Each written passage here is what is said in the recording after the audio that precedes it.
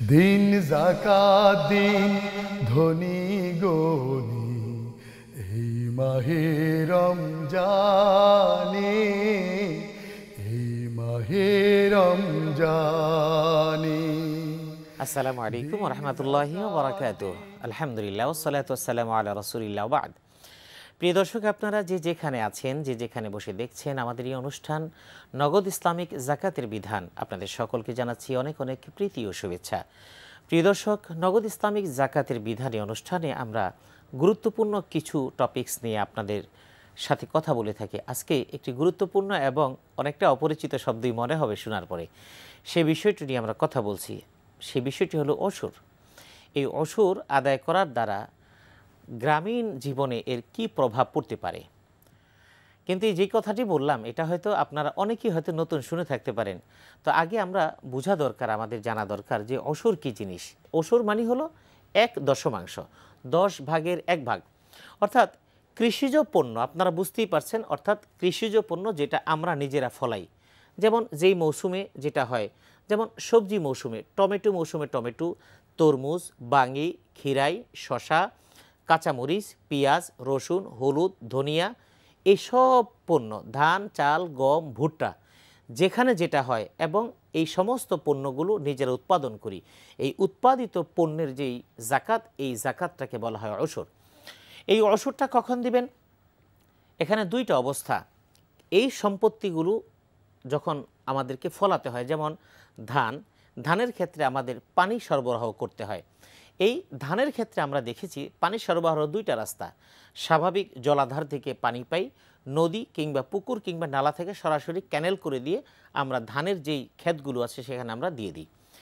যখন নাকি এই মৌসুমে শুকনো মৌসুম হয়, তখন আমরা একটি ধানের এরিয়া, যেটাকে ব্লক বলে অথবা যে দেশে যেই কথা বলে, সেই জায়গার মধ্যে আমরা মেশিন স্থাপন করি, অর্থাৎ কল, একটা গভীর নলকূপ, ইঞ্জিনের সাহায্যে সেখান থেকে পানি উত্তোলন করা হয়। এই নলকূপ কিনতে ব্যবস্থাপনা, তেল, ডিজেল সহ অনেক খরচ। এই গভীর নলকূপ বসিয়ে সেখান থেকে পানি দিয়ে এটাকে সারা বিশাল কয়েকশো একর জমির মধ্যে যখন ধানের ক্ষেতের মধ্যে পানি ডিস্ট্রিবিউশন করা হয়, তখন এক হিসাব। আরেকটা হলো ওই রকম কোনো ব্যবস্থাপনা করা লাগেনি, শুধুমাত্র বৃষ্টি এবং সহজাত বিভিন্ন সেচের মাধ্যমে, অর্থাৎ কোনো এখানে যন্ত্রের মাধ্যমে ব্যবহার করা হয়নি। আমবাগান, লিচু বাগান, সেখানে নর্মাল পানি দেওয়া হয়। এই রকম কারণে যদি এটা হয় তাহলে একরকম। দর্শক, আপনাদেরকে একটি ইনফরমেশন দিচ্ছি প্রতিবারের মতো। গত 3 বছর ধরে নগদ ইসলামিক MFS অ্যাকাউন্ট আছে আপনাদের সাথে। আপনারা চাইলেই মোবাইল লেনদেনের নানা রকম সুবিধা উপভোগ করতে পারবেন সুদবিহীন এই নগদ ইসলামিক MFS অ্যাকাউন্ট থেকে। এটা আপনার, আমাদের সকলের জন্য একটি সুযোগ। কারণ সুদবিহীন অ্যাকাউন্ট এবং সুদবিহীন লেনদেন এই সমাজে অত্যন্ত জরুরি এবং ইমানদারের জন্য একেবারেই ইমানের একটা অংশ। আল্লাহ আমাদেরকে সহিবুঝ দান করুন। প্রিয় দর্শক, আমরা যেই অসুরের কথা বলছিলাম, দুটো পদ্ধতি। একটি হলো গভীর নলকূপ স্থাপনের মাধ্যমে যে পানিটা ওঠানো হয়, এটি একটি। আরেকটি হলো আল্লাহ প্রদত্ত ঝর্ণা, খাল, নদী, নালা, পুকুর, এই সমস্ত মাধ্যম থেকে পানি, অথবা বৃষ্টির মাধ্যমে যে পানিটা জমিনের উপরে পড়ে, এর মাধ্যমে যেই ফসল উৎপন্ন হয়। যদি স্বাভাবিকভাবে আল্লাহ প্রদত্ত বৃষ্টি, নদী, নালা, খাল, বিল, এই মাধ্যম থেকে সহজে পানি সিঞ্চন করে সেচের মাধ্যমে আমরা ফসল উৎপাদন করে থাকি, তাহলে সেখানে আমাদেরকে দিতে হবে অসুর, অর্থাৎ উৎপাদিত ফসলের 10 ভাগের 1 ভাগ ঠিক যাকাত যারা পায় এমন গরিব অসহায় মানুষদেরকে আমরা দান করব। আর যদি এটা এমন হয় যে আমাদের সেচ যন্ত্রের মাধ্যমে, গভীর নলকূপ স্থাপনের মাধ্যমে টাকা পয়সা খরচ করে আমাদেরকে সেটাকে উৎপাদন করতে হয়, তাহলে আমরা দিব 10 ভাগের 1/4 অর্ধেক, অর্থাৎ 20 ভাগের 1 ভাগ। এক সহজ হিসাব, 20 ভাগ, পুরা সম্পদটাকে 20 ভাগ করে তার 1 ভাগ আমরা গরিবদেরকে বন্টন করে দিব।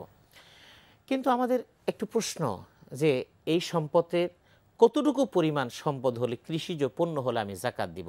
যাকাতের তো একটা হিসাব আছে, স্বর্ণ অলংকার সেখানে 7.5 ভরি অথবা 52.5 তোলা বা 52.5 ভরি। আর নগদ টাকার হিসাবে রৌপ্যের টাকাকে ধরা হয়।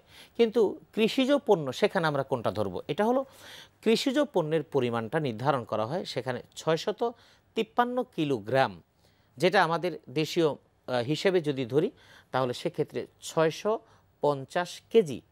যদি আমরা মনের হিসেবে যাই তাহলে মোটামুটি 16 মণ।